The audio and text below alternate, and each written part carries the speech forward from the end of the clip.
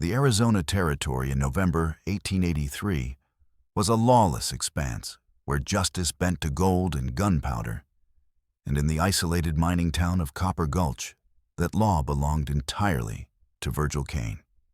As bitter wind howled through gaps in ramshackle buildings and oil lamps flickered against the gathering darkness, something far more sinister than the desert night was about to unfold inside Murphy's saloon. Eleanor Briggs stood trembling on a makeshift platform of stacked whiskey crates, her work-worn hands instinctively shielding the pronounced curve of her belly beneath a once-white cotton dress now stained with desperation and mud. At 26, she possessed the kind of weathered beauty that survived frontier hardship, sharp cheekbones that caught lamplight, determined green eyes that refused to show the terror clawing at her chest, and auburn hair that had escaped its pins during her struggle with Caine's hired men. 7 months pregnant and widowed, barely 3 weeks, she faced a jeering crowd of miners whose whiskey-flushed faces revealed appetites uglier than simple drunkenness. The memory of Jonas's gentle hands, teaching her to hold reins properly, seemed like a lifetime ago.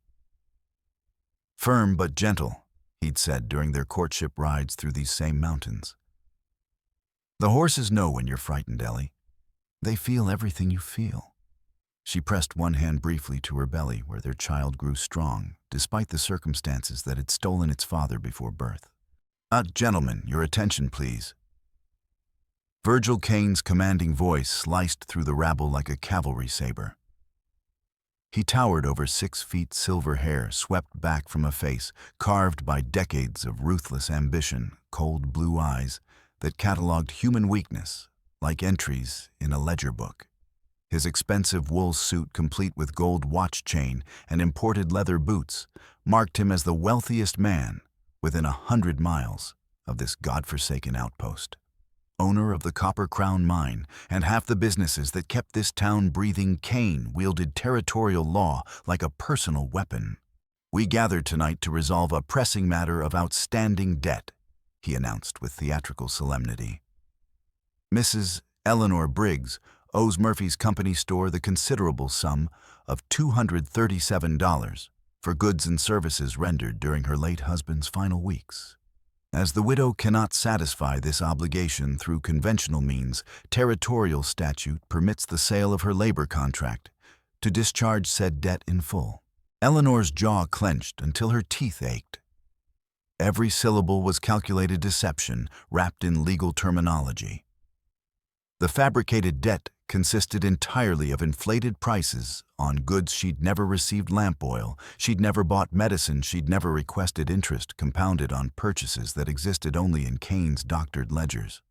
She remembered questioning the first inflated bill how Caine's clerk had smiled coldly and suggested she might want to reconsider her position before making accusations against such a respected establishment. The bidding began slowly, $10, $15.20. Eleanor's heart hammered against her ribs as she watched faces she recognized, men who had eaten at her table when Jonas lived.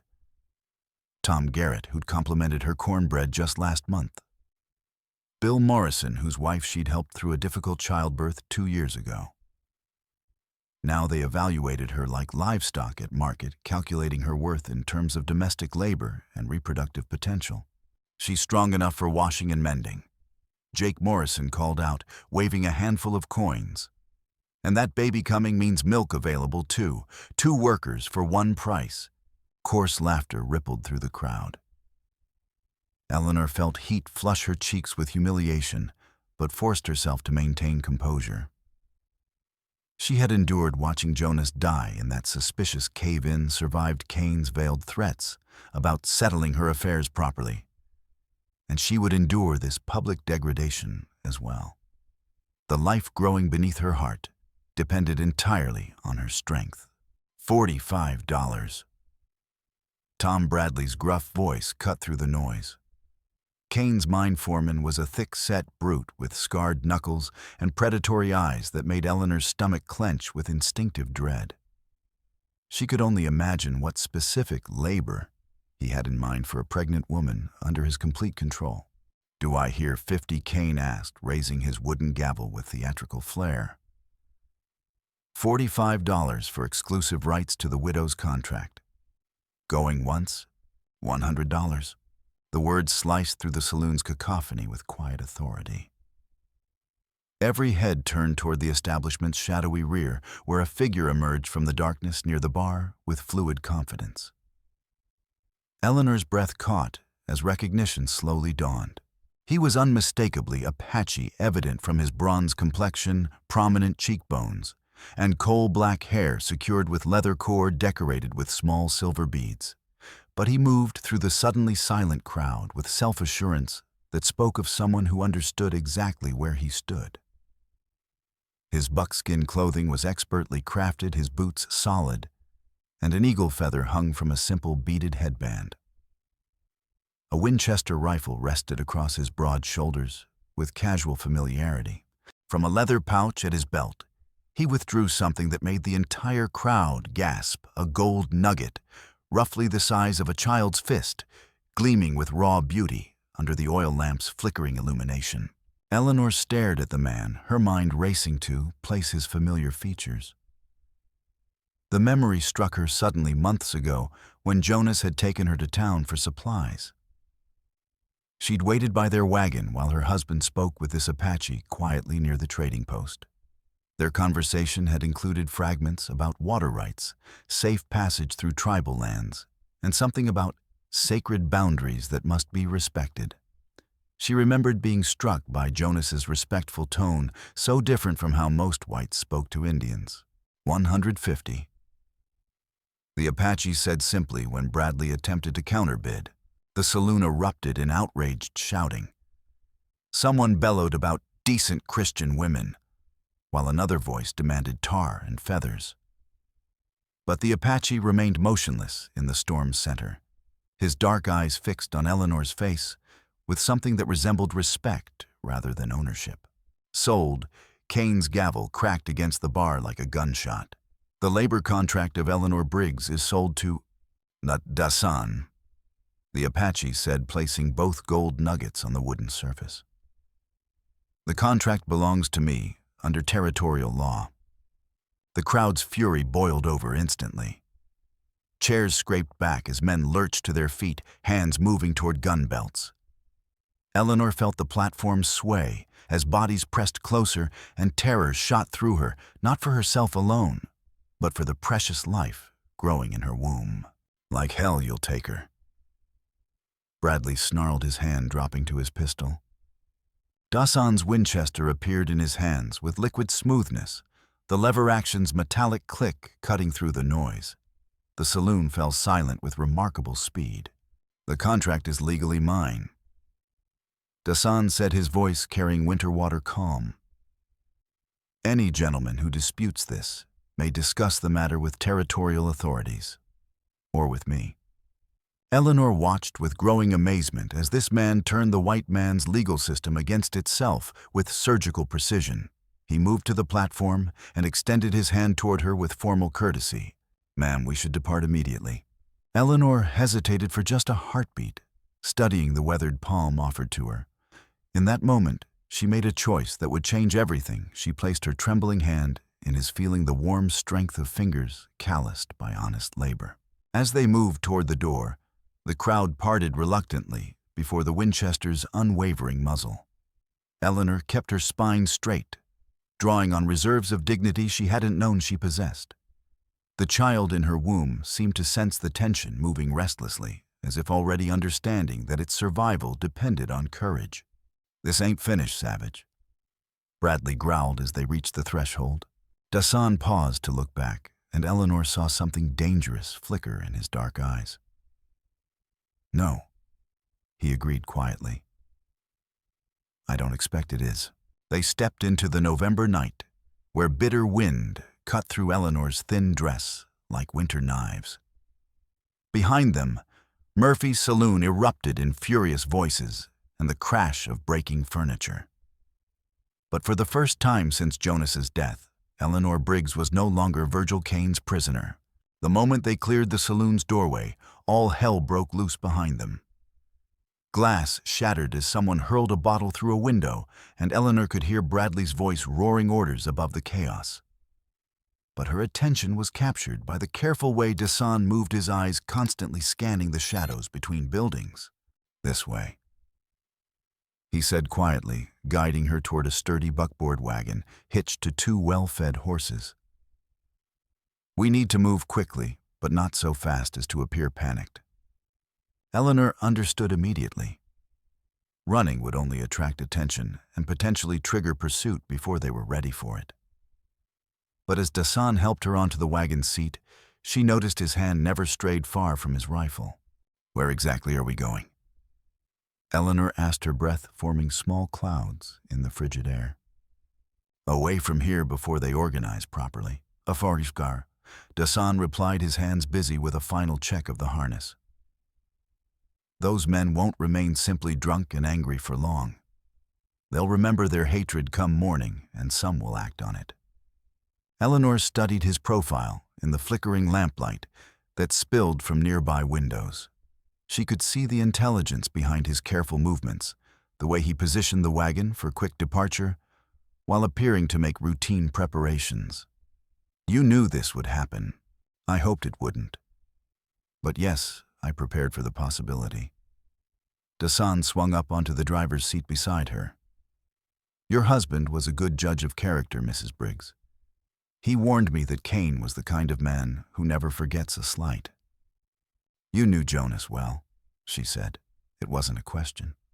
"Oh, well enough." Dasan's voice carried carefully controlled emotion as he took up the reins. "He saved my life last spring during a situation that could have ended very badly for me." As they began moving at a steady but unremarkable pace through Copper Gulch's muddy main street, Dasan told her about the prospecting expedition, the angry settlers, and Jonas's intervention.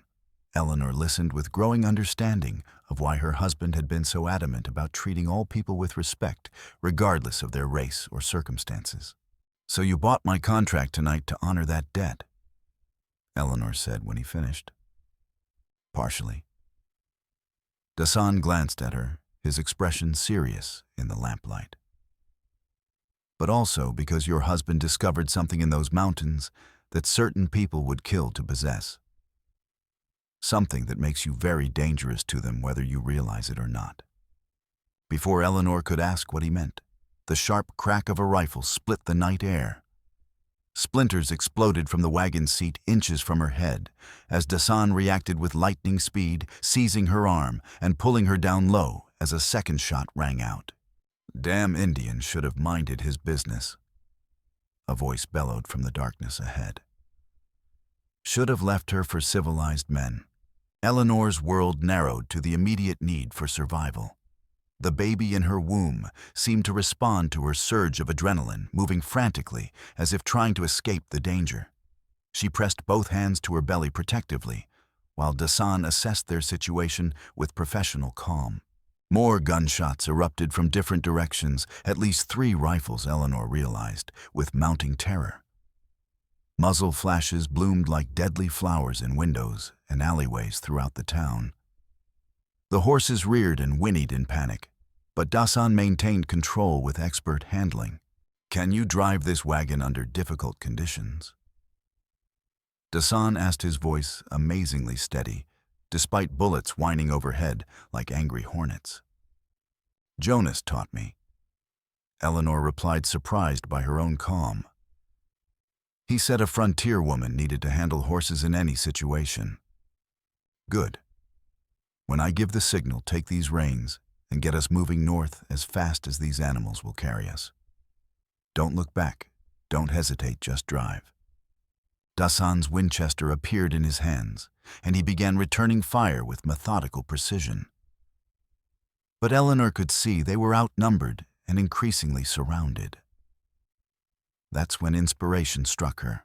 Beside her on the wagon seat sat a kerosene lantern still burning from their preparations to leave. Without thinking twice, Eleanor grabbed the lantern and hurled it toward the nearest building where muzzle flashes indicated hidden gunmen. The glass shattered on impact, spreading burning oil across the dry wooden siding. The effect was immediate and devastating. Flames leapt up the building's side, casting dancing shadows that confused the attacker's aim, while providing excellent illumination of their positions.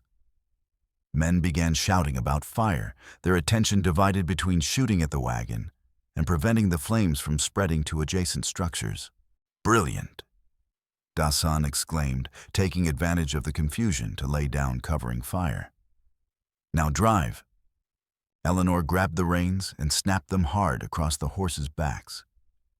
The team lunged forward with desperate energy wagon wheels spinning for purchase in the muddy street as more shots cracked behind them. The burning building cast their escape in hellish red light.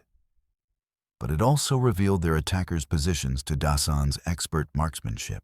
A bullet punched through the canvas cover behind Eleanor's head, missing her by mere inches. She hunched forward protectively, one hand maintaining control of the reins, while the other pressed against her belly where the baby moved in response to each jarring impact as the wagon bounced over ruts and stones. "Hold on, little one," she thought fiercely. "We're going to survive this. Your daddy didn't die just so you could be born into slavery." Behind them, Dasan's rifle spoke with deadly accuracy. Eleanor heard a man scream and the distinctive sound of someone falling from a height, probably one of the shooters positioned on rooftops. But she didn't dare look back. All her attention focused on the horses on the treacherous footing on the growing distance between them and immediate danger. At the final building, Henderson's feed store, 3 armed men stepped boldly into the street with rifles raised. Eleanor recognized Tom Bradley in the center, his scarred face twisted with rage in the flickering light from the fire they'd left behind. "Pull up there, Mrs. Briggs." Bradley shouted, his rifle aimed directly at the lead horse's chest. "You're not going anywhere with that red devil." For a moment, Eleanor's courage wavered. These were men she'd known for years, members of her community who attended the same church, whose children played with the neighbor kids. But then she remembered the leering faces in the saloon, the way they'd evaluated her like property. The calculated cruelty in their eyes when they'd bid on her contract. Jonas would want me to be brave, she realized. He'd want me to fight for our child's future. Instead of slowing down, Eleanor snapped the reins again and drove straight at the 3 men blocking their path. She saw Bradley's eyes widen with genuine shock as he realized she had no intention of stopping. His hasty shot went wide, and then 2,000 pounds of horseflesh and wagon were thundering past his position. One of the flanking miners managed a shot that creased the wagon's wooden side, sending splinters flying. But then they were through the impromptu roadblock, leaving the men cursing and scrambling in the muddy street, while the burning building behind them painted the entire scene in apocalyptic shades of orange and red. "Well done," Dasan said with genuine admiration as they reached the town's outskirts. "Your husband taught you more than just driving, I think." Eleanor felt a surge of fierce pride. For the first time since Jonas's death, she had acted rather than simply endured. The feeling was intoxicating, dangerous perhaps, but absolutely necessary for what lay ahead. The trail north of Copper Gulch was barely more than 2 parallel wheel ruts carved between scattered sagebrush and wind-polished boulders. Eleanor gradually allowed the horses to slow from their terror-driven sprint to a more sustainable pace, though her heart continued racing with the aftermath of their violent escape. As they climbed steadily into foothills, dotted with piñon pine and ancient juniper trees, Eleanor found herself processing the events of the evening with new clarity. The debt auction, the Apache warriors' intervention, the gunfight, her own desperate actions. It all seemed like something from a dime novel rather than her actual life. "How did you know where to find me tonight?" she asked as they followed switchbacks that offered occasional glimpses of Copper Gulch's distant lights, now including the orange glow of what appeared to be a significant fire spreading through the business district. "I've been watching you since your husband's death," Dasan admitted, waiting for Kane to make his move. "I knew he wouldn't let you leave town freely, not if he suspected you might know something about Jonas's final discovery." "What discovery?" Eleanor pressed. "You mentioned it before, but Jonas never told me about finding anything valuable." Dasan was quiet for several moments, his attention apparently focused on navigating a particularly treacherous section of trail, but Eleanor sensed he was weighing how much to reveal. "Silver," he said finally. "High-grade ore that could make the right person wealthy beyond imagination. Your husband showed me samples 3 weeks ago, talked about filing proper claims and bringing you to see the strike location." Eleanor felt her world tilt slightly. Jonas had been excited about something during those final weeks, working late into the night on mysterious projects he claimed were just routine paperwork. She'd attributed his secretiveness to surprise planning, perhaps saving money for a special gift for the baby's arrival. "If Jonas found valuable silver, why didn't he tell me?" "Because he never got the chance," Dasan replied grimly. 3 days after showing me those ore samples, he was dead in a cave-in that killed only him while leaving his partner completely unharmed. Very convenient timing for anyone who might want to claim his discovery. The implication hit Eleanor like physical blow. "You're saying someone murdered my husband?" "I'm saying your husband discovered something valuable enough to justify murder in certain people's minds." Dasan's voice carried absolute certainty. "And now those same people need to ensure his secrets died with him in that collapsed mine shaft." Eleanor's hands moved instinctively to her swollen belly, as if she could somehow shield her unborn child from the ugly truth being revealed. But the cave-in was investigated. Silas Mott said the timber supports gave way suddenly, that it was just one of those tragic accidents that happen in dangerous work. "Silas Mott has been living in absolute terror for 3 weeks, Dasan said. "I've observed his behavior carefully since the funeral. He jumps at unexpected shadows, drinks himself senseless every night, avoids direct eye contact with anyone who might ask uncomfortable questions. That's not how a man behaves when mourning a friend's accidental death." Eleanor thought back to the funeral, remembering how Silas had stood apart from other mourners, his weathered face pale and drawn. At the time, she'd attributed his demeanor to grief and survivor's guilt. Now she wondered what he might have witnessed in that tunnel. "The debt auction tonight," she said slowly, pieces falling into place. "That was never really about $200, was it?"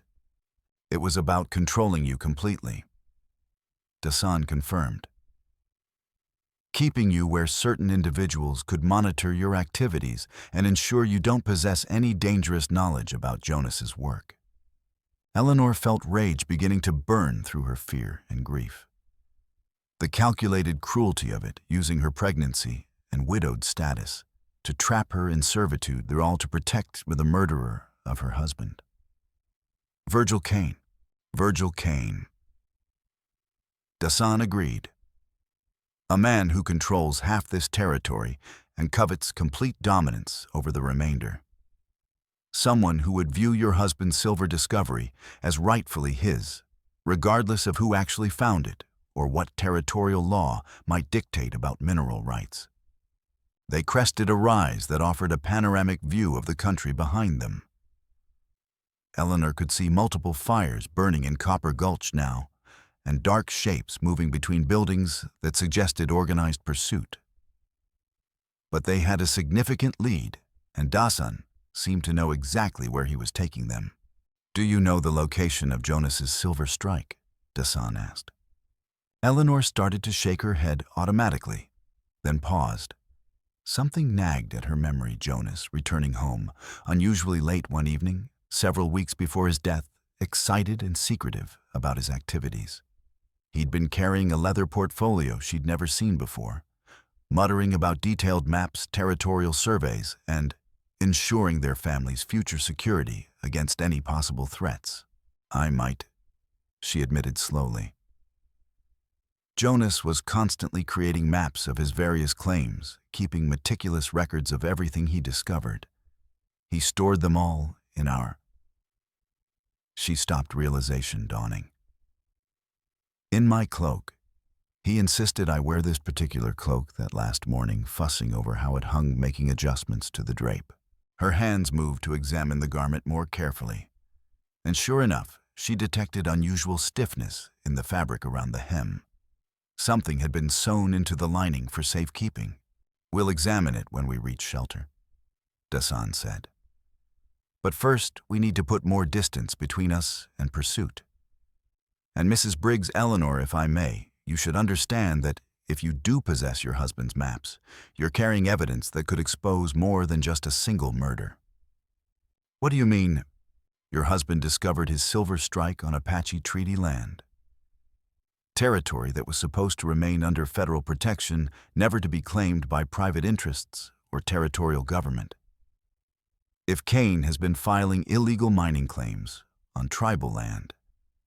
Eleanor understood immediately. This wasn't just about one man's greed or even her husband's murder.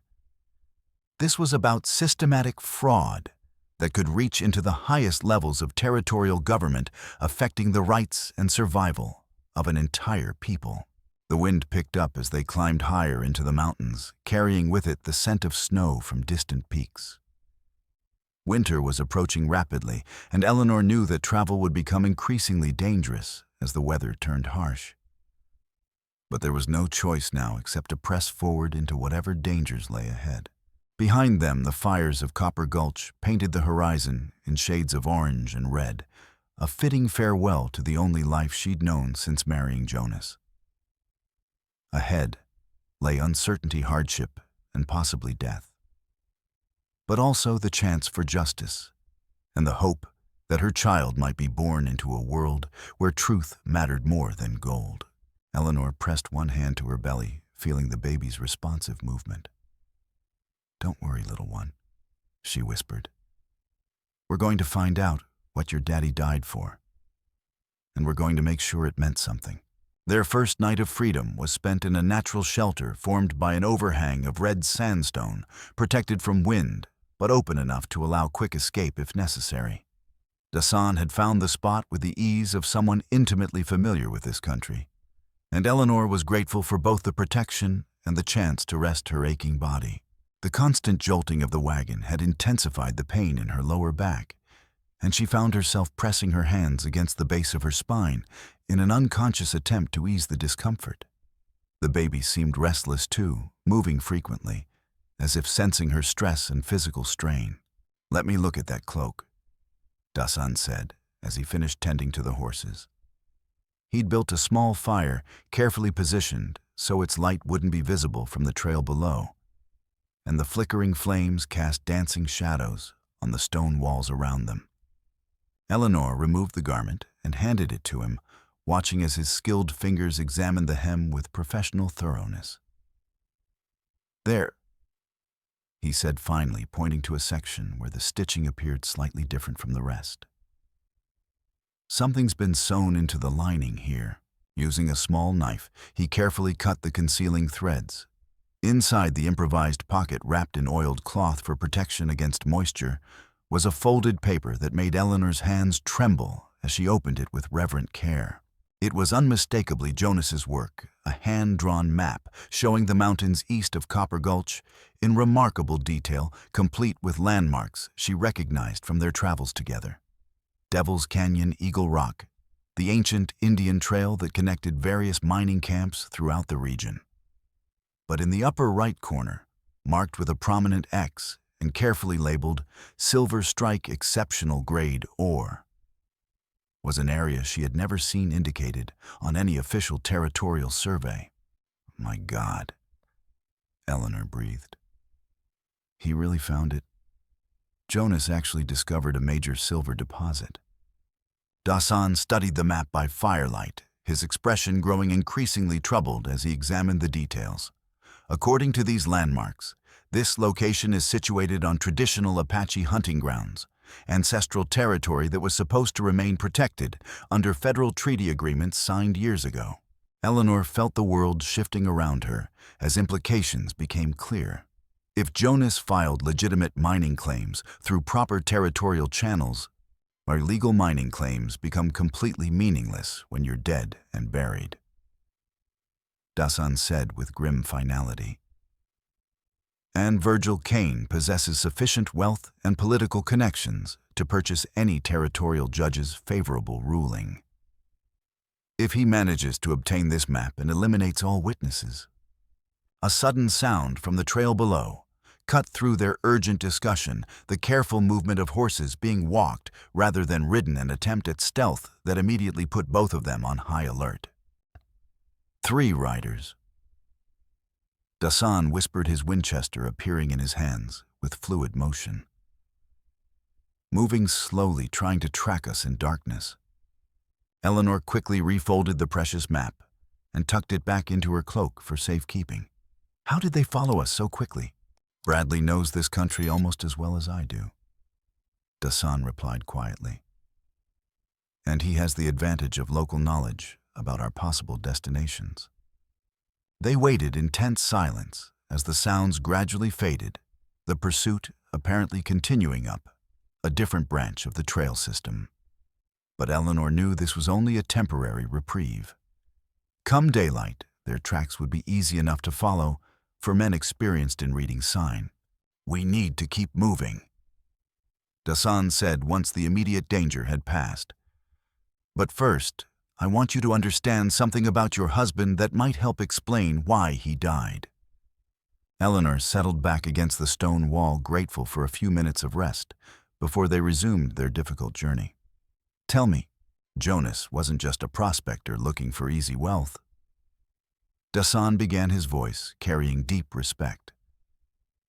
He was one of the few white men I've encountered who actually took the time to learn about Apache land rights treaty obligations, federal law regarding tribal territories. When he showed me those ore samples, he was excited not just about the silver, but about the legal implications. What kind of implications? He'd researched the territorial surveys, compared them with original treaty documents, studied federal legislation regarding mineral rights on tribal land. Jonas discovered that the area where he found silver was never legally ceded to Arizona territory. It remains protected Apache territory under existing federal treaty obligations. Eleanor stared at him in growing amazement. You're saying the silver strike is on your people's land? More than that. Your husband found evidence that territorial officials have been systematically falsifying survey records, filing illegal mining claims on protected tribal territory, and bribing federal representatives to look the other way. The silver discovery was just the beginning. Jonas had uncovered a conspiracy that reaches into the highest levels of government. The magnitude of what Dasan was describing overwhelmed Eleanor's ability to process it immediately. Jonas had always been interested in law and politics, often reading territorial legislation and discussing mineral rights with other prospectors. But she'd never imagined he was conducting the kind of investigation that could expose such widespread corruption. That's why he was so secretive those last weeks, she realized. He wasn't just planning to file mining claims, he was gathering evidence of systematic fraud. Evidence that died with him in that tunnel. Dasan said grimly, except for what he hid in your cloak and whatever documentation he might have shared with trusted friends. Silas Mott, Eleanor said suddenly. Jonas's mining partner. If anyone else knew what Jonas discovered. Silas Mott has been living in terror since your husband's death, Dasan reminded her. Whatever he knows, he's too frightened to reveal it. But if we could find him, convince him to tell the truth. Their conversation was interrupted by another sound from the trail, this time much closer, and unmistakably the careful footsteps of someone approaching their shelter on foot. Dasan moved like lightning, positioning himself between Eleanor and the shelter's entrance while bringing his rifle to bear on the approaching figure. Don't shoot, a familiar voice called out weakly. It's Silas Mott, and I'm about done in. Eleanor's heart leaped with hope and concern as the old miner stumbled into their firelight, his clothes torn and bloodied, his weathered face pale with exhaustion and what appeared to be genuine terror. A makeshift bandage around his left shoulder showed dark stains where blood continued seeping through the fabric. Mrs. Briggs, Silas gasped, nearly collapsing, as the last of his strength gave out. Thank God I found you. They're hunting me like a rabid animal through these mountains." "Who's hunting you?" Eleanor asked, moving to help support him as he sank down beside their fire. "Bradley and his crew. Kane's got them convinced I know something about Jonas's final discovery." Silas's voice cracked with emotion and exhaustion. "Truth is, I know too much. Way too much for my own safety." Dasan kept his rifle ready while Eleanor tended to Silas's wound, which appeared to be from a bullet that had grazed his shoulder, without doing permanent damage.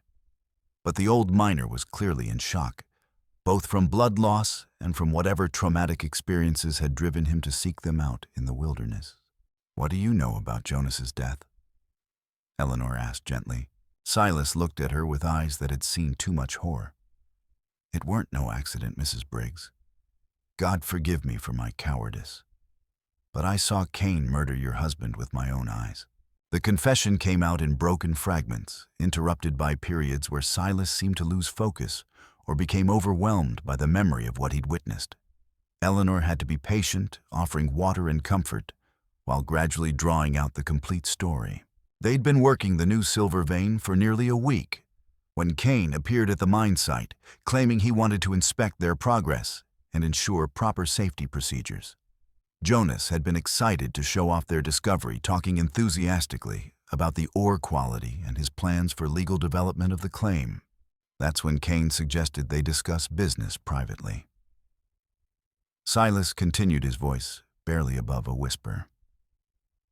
"Sent me to the surface for supplies, said they had confidential matters to settle. I should have suspected something, but Jonas seemed comfortable with the arrangement." Eleanor waited, dreading what was coming next. "I was maybe halfway to the mine entrance when I heard shouting from below. Not normal conversation, desperate shouting like someone pleading for his life. I started back down fast as I could, but then there was this tremendous crash like thunder trapped underground." Silas's hands shook as he described finding the main shaft, blocked with tons of fallen rock and timber, the desperate hours of digging required to reach Jonas's crushed body. But the detail that haunted him most was Kane's appearance when he'd run to the surface seeking help. "He was already topside when I came running, Mrs. Briggs. Clean as Sunday service, not a speck of dust or dirt on his expensive clothes. And he was calm, too calm for someone who just escaped a cave-in that killed his business partner." "Why didn't you report your suspicions to the authorities?" Dasan asked. Silas laughed bitterly. "Report to who Kane owns half the territorial officials, and the other half are too scared to cross him. I tried reaching Marshal Hendricks yesterday, but Kane's men intercepted me on the road. Shot me down like a dog when I wouldn't tell them what I knew." Eleanor felt rage burning through her exhaustion.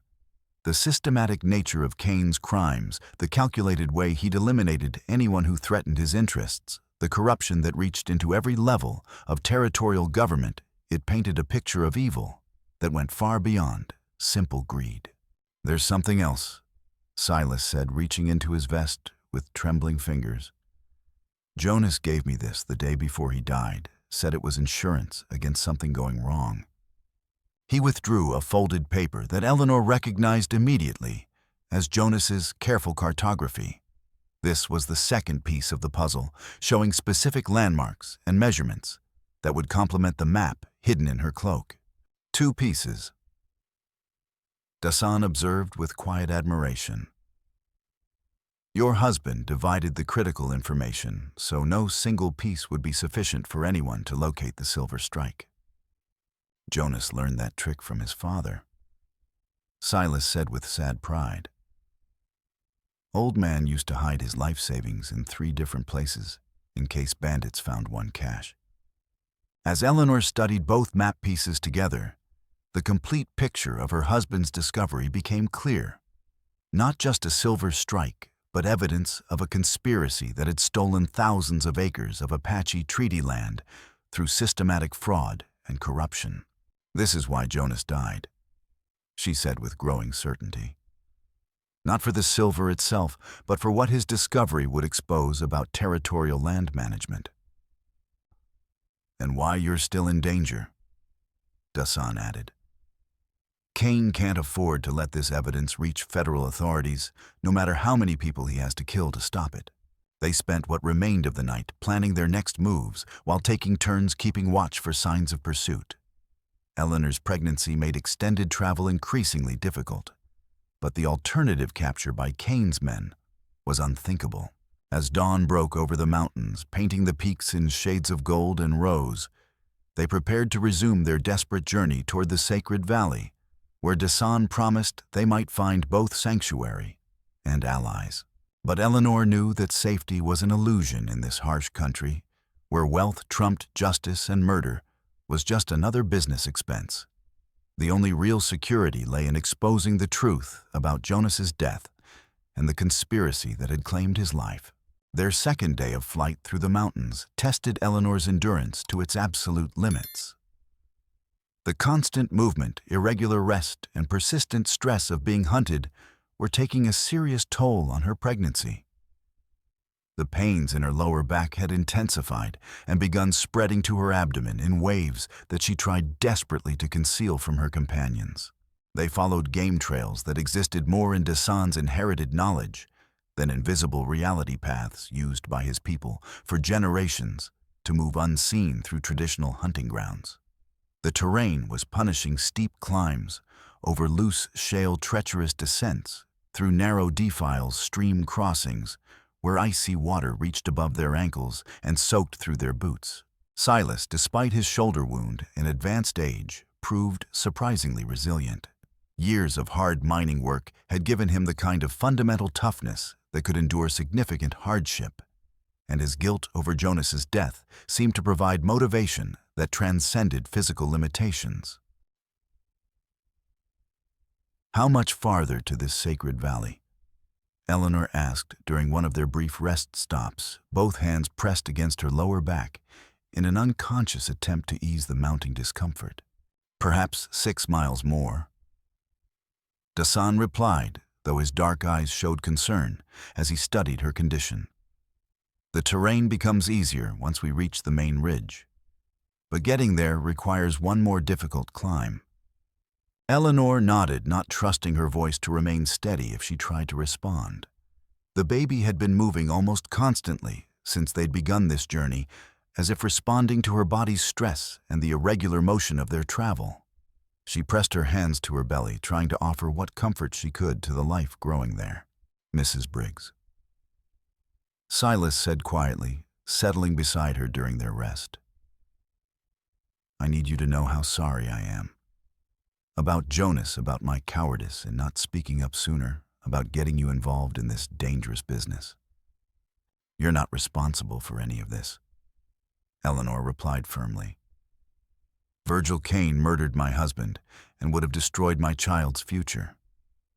You're helping us seek justice that takes courage, not cowardice. Jonas was my friend for 20 years. Silas continued, his weathered face working with emotion.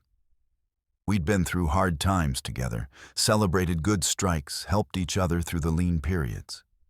He trusted me with his life down in those tunnels, and I failed him when it mattered most."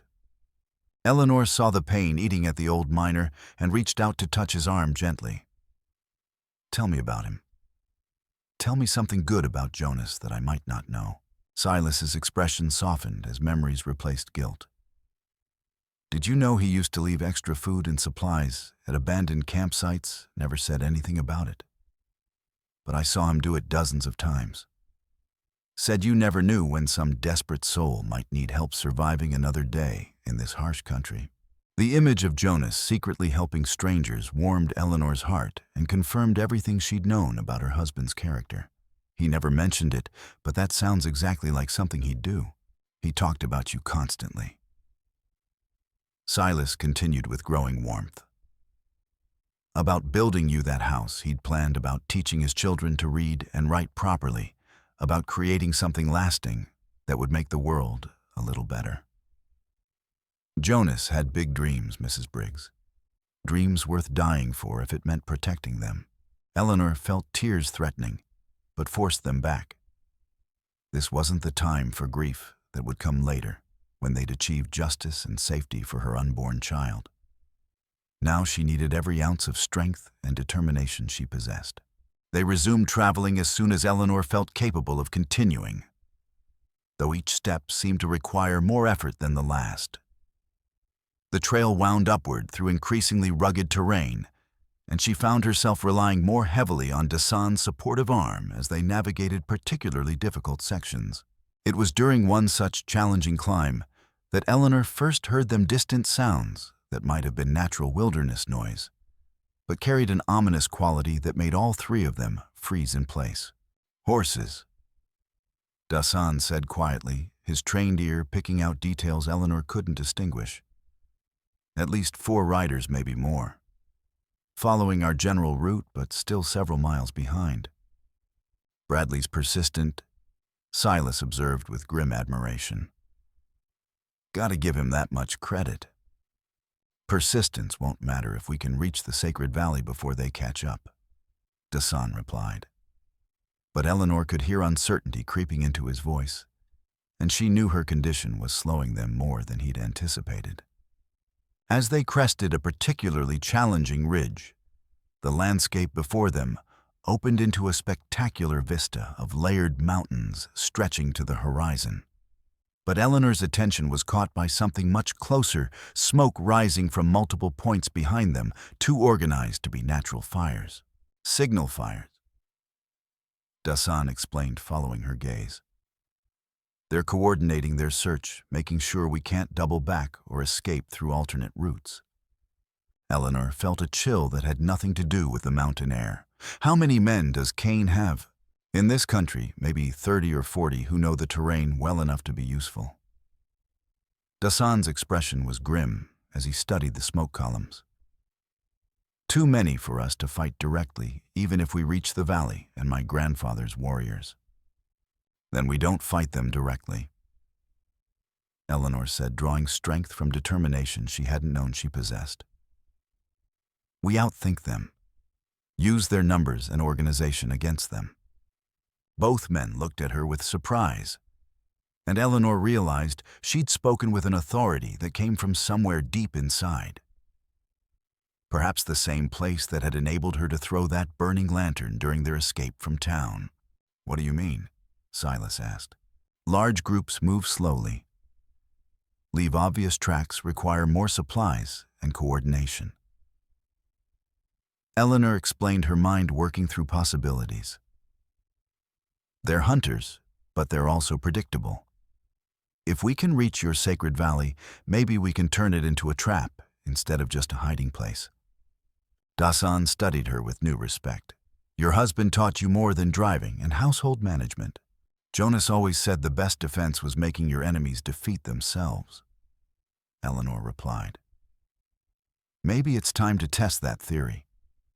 As they began the final descent toward their destination, Eleanor felt another sharp pain lance through her abdomen, stronger than before, lasting longer, unmistakably different from the general discomfort she'd been experiencing.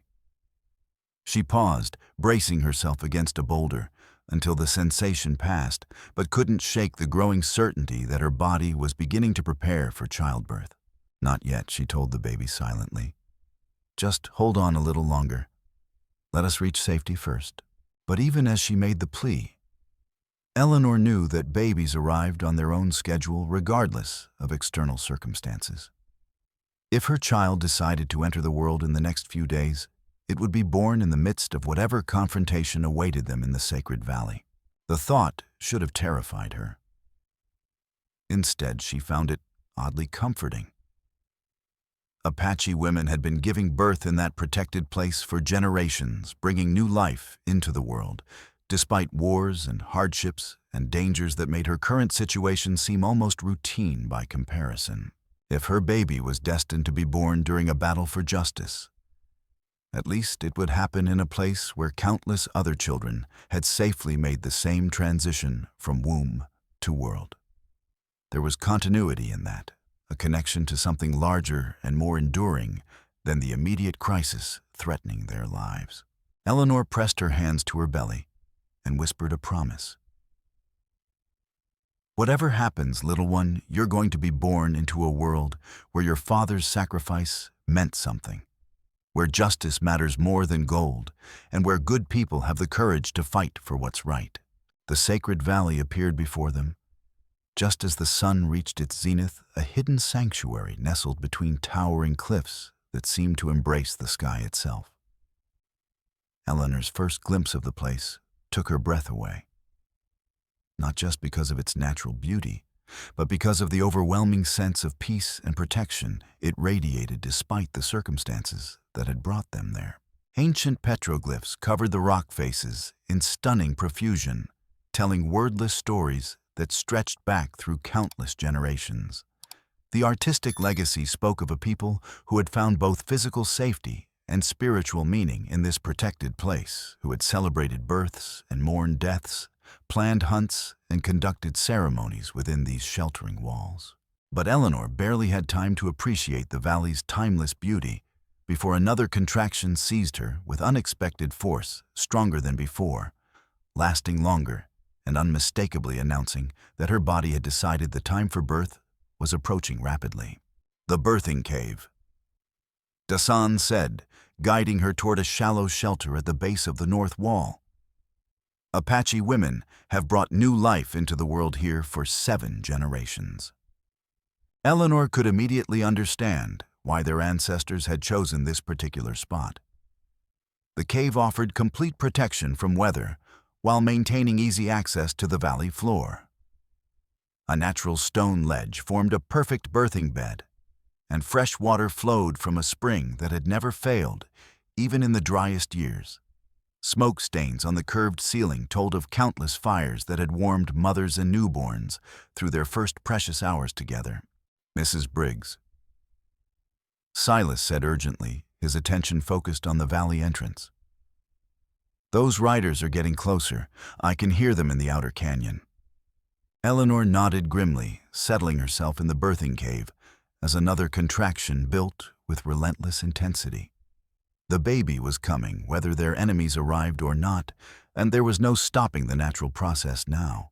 That's when she saw them figures moving among the petroglyphs above Apache warriors, taking defensive positions along the valley's rim, with the fluid grace of men who knew every inch of this sacred territory. An elderly Apache with silver-streaked hair and traditional regalia emerged from concealment, carrying an ancient but well-maintained rifle decorated with brass tacks and intricate beadwork. Grandfather Dasan called out in his native language, relief and hope evident in his voice. The old warrior's penetrating gaze found them among the rocks, then shifted to Eleanor, with an intensity that seemed to look directly into her soul. He spoke rapidly in Apache, his words carrying the unmistakable authority of age and accumulated wisdom. What did he say? Eleanor asked through gritted teeth as another contraction peaked. He says the spirits have guided us here for a sacred purpose. Dasan translated, emotion trembling in his voice.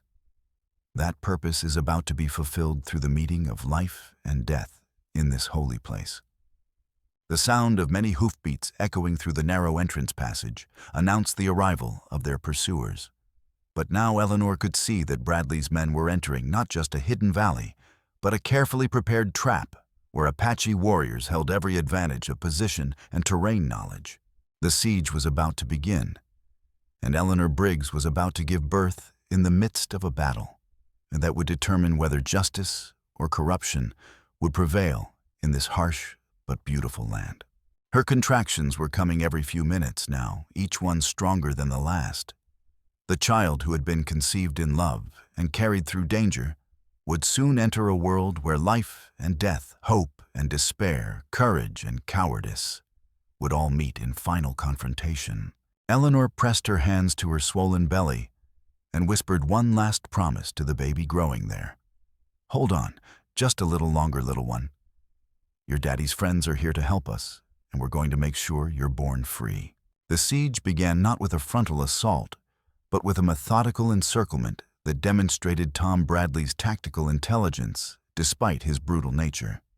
Rather than charging directly into what was obviously a defensive position, Kane's forces spread out around the valley's perimeter, seeking ways to climb the surrounding cliffs or establish positions that could command the approaches to the birthing cave. Eleanor had taken refuge in the sacred shelter, where the contractions were now coming with such intensity and frequency that she knew the birth was imminent. Dasan and Silas remained with her, taking turns maintaining watch while the Apache warriors under Nalnish's command held the defensive perimeter. "They're not attacking directly," Silas observed, peering cautiously from the cave mouth. "Smart tactics. They know time is on their side. We can't stay here indefinitely, and they've got us outnumbered." "They're waiting for reinforcements," Dasan agreed grimly. "Or for someone with authority to arrive and take command."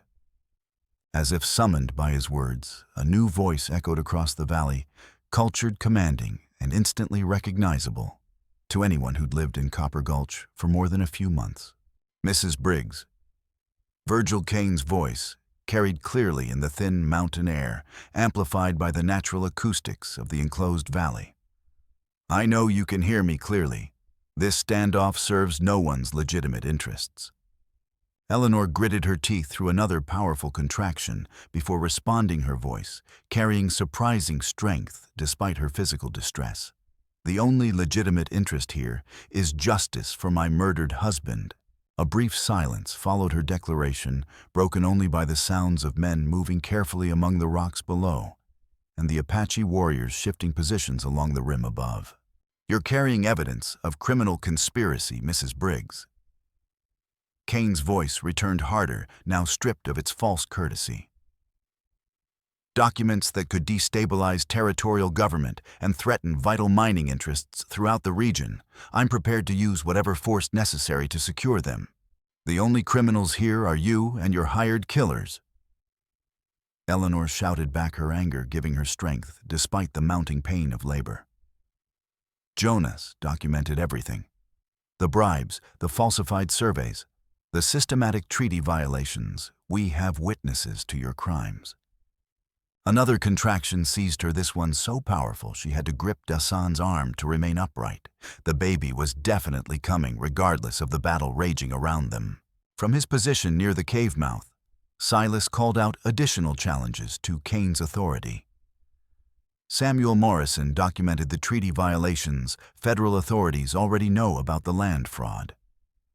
"Killing us won't save you now."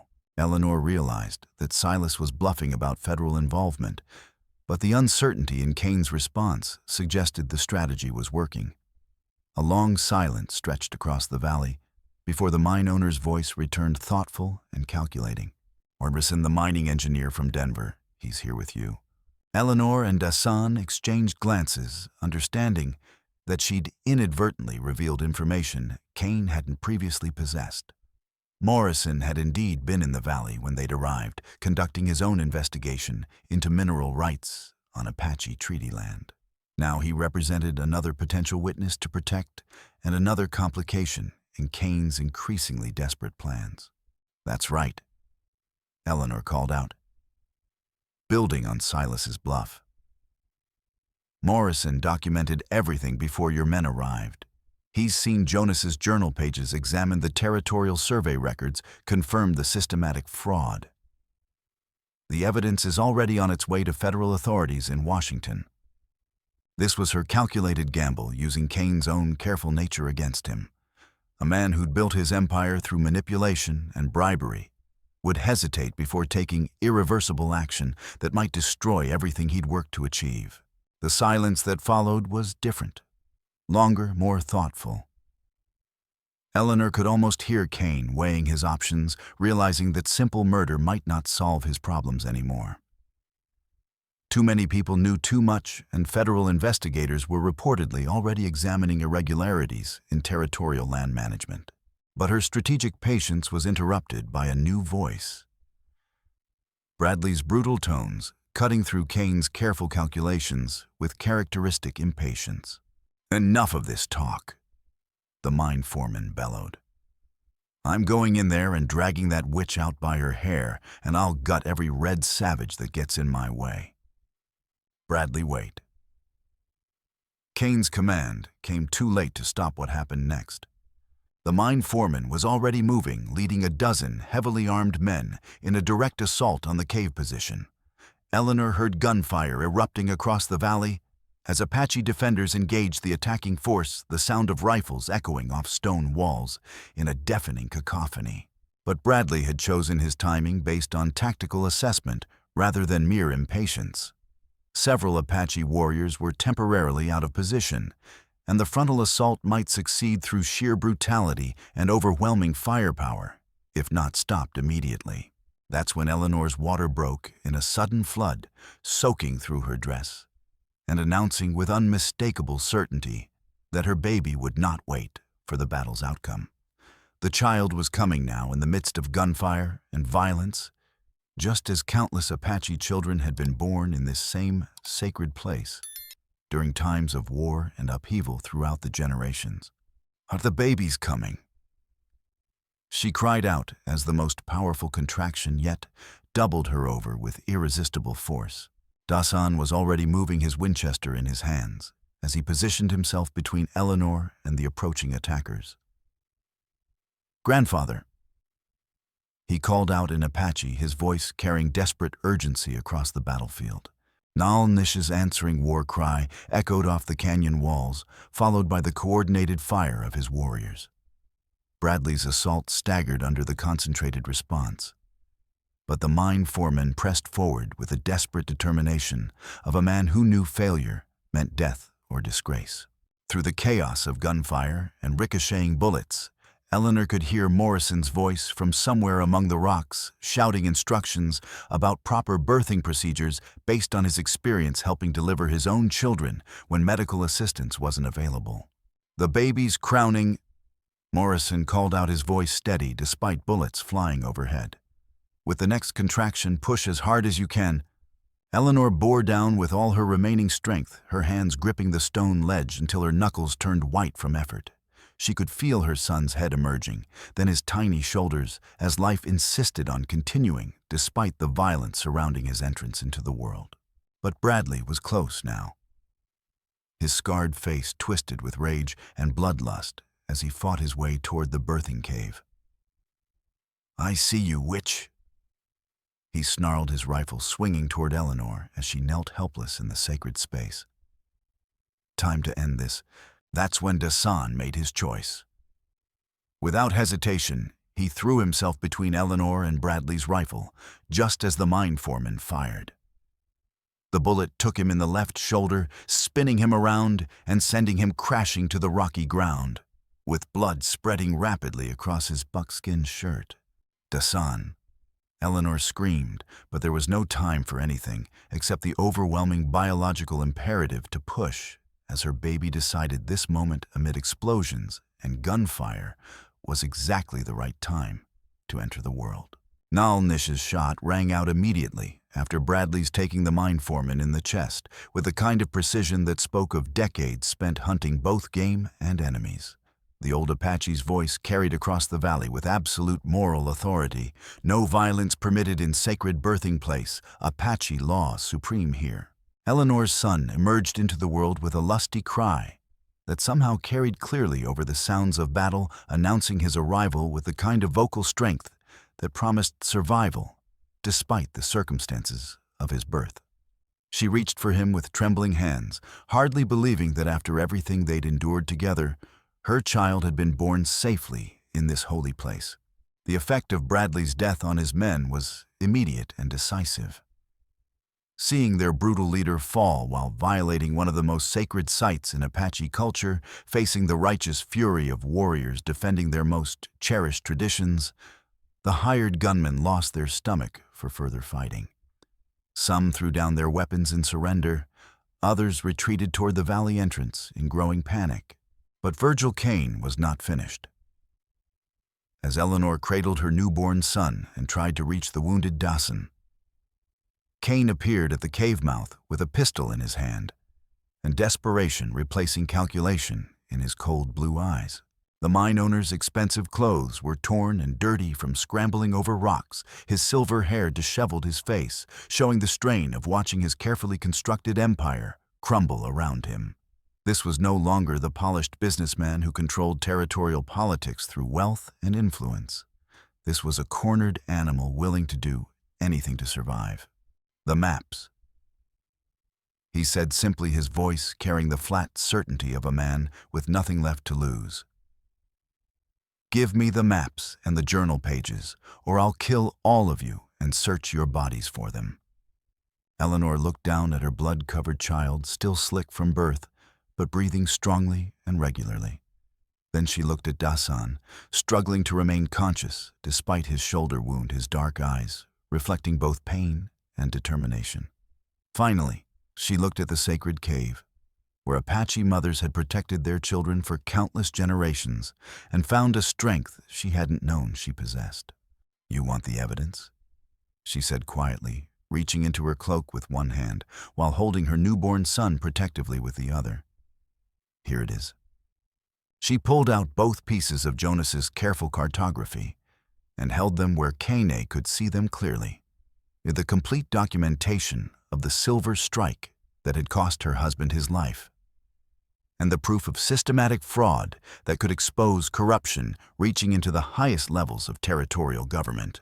But instead of handing the precious documents over to her husband's murderer, Eleanor held them near the flames of the small fire that had been built for warmth and light during the birthing process. "One wrong move," she said with deadly calm that surprised even herself, "and I'll burn everything. Your silver strike, your evidence, Jonas's discovery, all of it goes up in smoke and flame." Kane's face contorted with the frustrated greed of a lifetime spent accumulating wealth through any means necessary. "You're bluffing.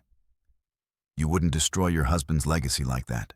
My husband's legacy isn't silver or gold," Eleanor replied, her voice growing stronger despite her exhaustion and the baby nursing at her breast. "His legacy is justice. It's ensuring that men like you can't murder innocent people for profit and get away with it. It's this child who will grow up in a world where Apache treaties are honored and territorial corruption is exposed for what it really is." She moved the maps incrementally closer to the flames, and Kane took a desperate step forward, his pistol wavering between her and the precious documents. But that movement was his fatal error. In his greed-driven desperation, he'd forgotten about Silas Mott, wounded but still armed, still capable of one final act of courage and redemption. The old miner's shot took Kane in the side, spinning him around and sending his weapon clattering across the cave floor. As the mine owner collapsed, clutching his wound and gasping for breath, Eleanor pulled the maps back from the fire safe and intact. "Now that's for Jonas," Silas whispered, his smoking revolver still pointed at Kane's writhing form. "And for all the other good men you murdered or destroyed over the years." Virgil Kane died as he had lived, grasping for wealth and power that would never truly be his, surrounded by the consequences of his own greed and cruelty. His empire of corruption would crumble without his driving ambition and ruthless leadership. And the evidence Eleanor carried would ensure that justice reached every corner of his criminal conspiracy. But for Eleanor, and the most important victory was smaller and infinitely more precious, the healthy cry of her newborn son in this sacred place, the continuation of life and hope, despite all attempts to destroy both. She held Jonas Bidziel Briggs close to her heart and knew that his father would have been proud of everything his sacrifice had ultimately accomplished. The siege was over. Justice had prevailed through courage and sacrifice. And in the ancient birthing cave of the Apache people, a new generation was beginning its journey toward a better world built on truth rather than lies, justice rather than greed, and the recognition that all people deserve dignity regardless of their race or circumstances. The days immediately following Kane's death passed in a blur of healing revelation and the kind of fundamental change that reshapes entire communities.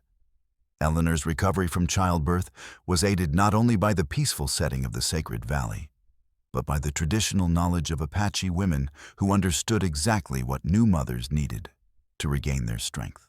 Dasan's shoulder wound healed slowly, but cleanly under the careful attention of tribal healers who combined herbal remedies passed down through generations with practical medical techniques learned from necessity.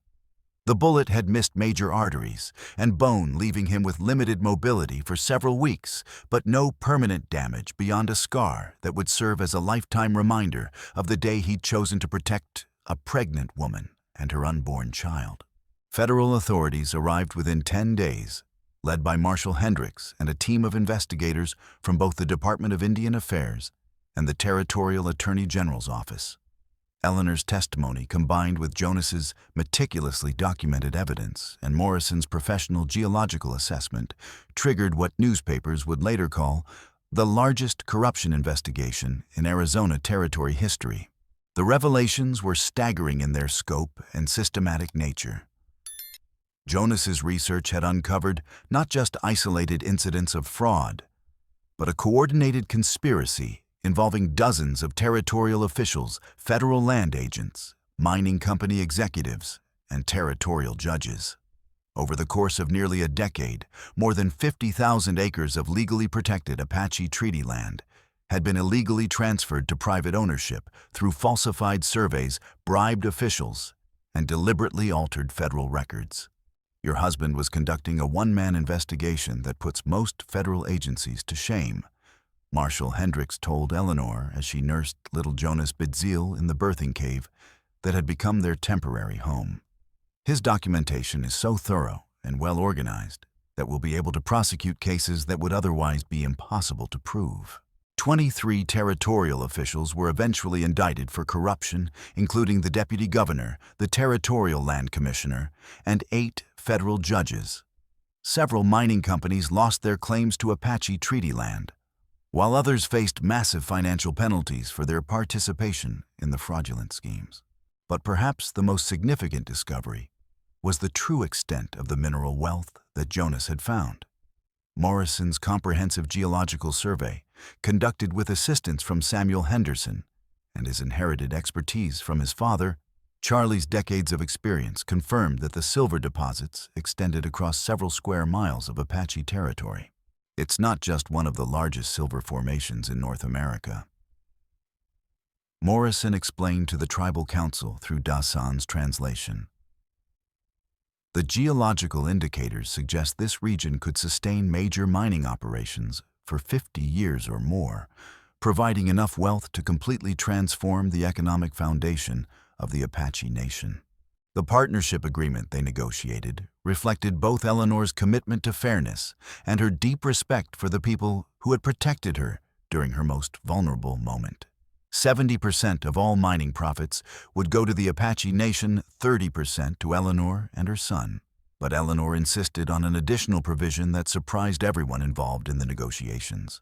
10% of my share will fund a school, she announced to the Joint Council of Apache leaders and territorial officials overseeing the agreement. A place where Apache children can learn English mathematics and territorial law alongside their traditional languages, customs, and spiritual practices. And where white children from the mining community can learn about Apache culture and history. Nal Nish, speaking through his grandson's translation, expressed the elders' approval of this unprecedented proposal. The boy's mother shows wisdom beyond her years. Education that honors both peoples will build bridges where there have been only walls of fear and misunderstanding. The school was built within sight of both the silver mine and the sacred valley, symbolizing the connection between material prosperity and spiritual values that would guide the community's development. Apache children learned to read and write in both English and their native language, studied territorial law and federal regulations governing mineral rights, and mastered mathematics and bookkeeping skills that would protect them from the kind of exploitation their people had suffered for generations. White children from the growing mining community attended classes alongside their Apache peers, learning about tribal history, traditional ecological knowledge, and cultural practices that had sustained human communities in this harsh environment for centuries. The result was a generation of young people comfortable navigating between both worlds, prepared to build a future based on mutual respect rather than mutual suspicion. Eleanor's house, built with her share of the mining profits, sat on a hill overlooking both the school and the mine operations. It fulfilled every dream Jonas had shared with her during their brief marriage. Spacious rooms with large windows that captured the dramatic mountain light, a modern kitchen equipped with the latest conveniences available on the frontier, and a beautiful nursery where their son could grow up safe and loved. But the house represented more than architectural achievement or personal comfort. It stood as a symbol of how justice could triumph over corruption, how courage could overcome fear, and how the worst tragedies could somehow be transformed into foundations for building something better and more hopeful. On quiet evenings, Eleanor would sit on her wraparound porch watching Jonas Bidziel play in the carefully tended garden, already showing signs of the curiosity and determination that had marked his father's character. The child was growing up bilingual, equally comfortable with Apache children and white playmates, learning to see cultural differences as sources of strength rather than division. Dasan, who had become both business partner and trusted friend during the months following their shared ordeal, would often join them for these peaceful moments. His official role was managing the Apache Nation's interests in the mining partnership. But Eleanor valued his presence for more personal reasons. He represented continuity with the values that had motivated Jonas's sacrifice and the courage that had made their survival possible. "Do you think Jonas would approve of what we've built here?" Eleanor asked during one such evening, as her son chased fireflies in the gathering dusk, while Apache and white children played together in the schoolyard below. "I think your husband would be amazed by the strength you found to see justice accomplished." Dasan replied thoughtfully. "He set events in motion with his courage and integrity. But you finished what he started. You turned his death into something meaningful instead of just another tragedy in a place where tragedy is too common." "We finished it together," Eleanor corrected gently. "All of us, you, Silas Morrison, your grandfather's warriors, even the federal investigators who had the courage to pursue corruption wherever it led. Jonas's death meant something because good people chose to act when action was needed most." As the months turned into years, the community that grew around the silver mine became a model for cooperation between Apache and white settlers throughout the territorial region. The school produced graduates who went on to become teachers, lawyers, mining engineers, and tribal leaders, all of them carrying forward the vision of a society where justice mattered more than wealth, and where people could maintain their distinct cultural identities while working together for common goals. Eleanor never remarried, though she received several respectful proposals from men who admired both her courage and her accomplishments. Her heart remained committed to Jonas's memory and their son's future, but she found deep satisfaction in the life she'd built from tragedy and the justice she'd wrested from corruption through determination and the help of unexpected allies. The silver continued flowing from the mountain, funding not only prosperity, but genuine progress toward understanding and mutual respect between peoples who had been enemies for too long. Schools, hospitals, and churches served both Apache and white communities, while tribal councils and territorial officials worked together to resolve disputes through law rather than violence. But perhaps the most fitting memorial to Jonas Briggs was something he never could have imagined when he first discovered that vein of silver ore in the remote mountains east of Copper Gulch. The wealth his discovery generated became the foundation for a transformation that reached far beyond material prosperity, creating institutions and relationships that would endure long after the mines were exhausted and the silver played out. On Jonas Bidziel's 5th birthday, Eleanor took him to visit his father's grave in what was now a proper memorial garden maintained by the community Jonas had died protecting. The rough wooden marker had been replaced by a granite headstone engraved with words that captured the essence of his legacy. Jonas Briggs, husband, father, seeker of justice. His courage lit a flame that continues burning. Your father was a good man who tried to do the right thing even when it was dangerous, Eleanor told her son as they placed wildflowers on the grave. He died because bad men were willing to kill for money, but his death wasn't meaningless. It helped us build a place where truth matters more than gold. where all children can grow up free and safe, regardless of what they look like or where their families came from. Jonas Bidziel listened with the serious attention of a child trying to understand concepts beyond his immediate experience. At 5 years old, he was already showing signs of inheriting both his father's intellectual curiosity and his mother's determined character, along with something uniquely his own, a natural ability to move between Apache and white cultures with equal comfort and confidence. "Will I be like him when I grow up, Mama?" Eleanor smiled, seeing so much of Jonas in their son's earnest expression and thoughtful questions. "You'll be like him in the ways that matter most, honest, brave, and caring about justice for all people. But you'll also be yourself, with your own path to follow and your own contributions to make to this world we're all building together." As they walked home together through streets where Apache and white children played side by side, where businesses operated according to principles of fair dealing, and where conflicts were resolved through discussion rather than violence, Eleanor reflected on the strange journey that had brought them to this place. A debt auction in a frontier saloon had led to partnership with an Apache warrior, which had led to uncovering murder and conspiracy, which had ultimately led to justice and prosperity. For two peoples who had been enemies for too long. The silver still flowed from Jonas's discovery, but the real treasure had been something he never could have anticipated. The transformation of hatred into understanding conflict, into cooperation, tragedy into triumph. Eleanor Briggs had begun as a pregnant widow being sold like property on a saloon platform. She had become a woman who helped change the course of history for an entire region of the American frontier. And she had accomplished this remarkable transformation not through violence or vengeance, but through simple determination to see justice done and her husband's sacrifice honored. It was exactly what Jonas would have wanted, and exactly what their son would need, as he grew up in a world where anything seemed possible if good people had the courage to fight for what was right.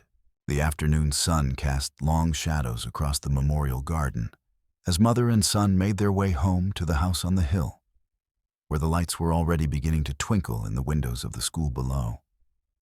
And the distant sound of children's laughter echoed off the mountain walls where Jonas Briggs had once found silver and instead discovered a future worth dying for.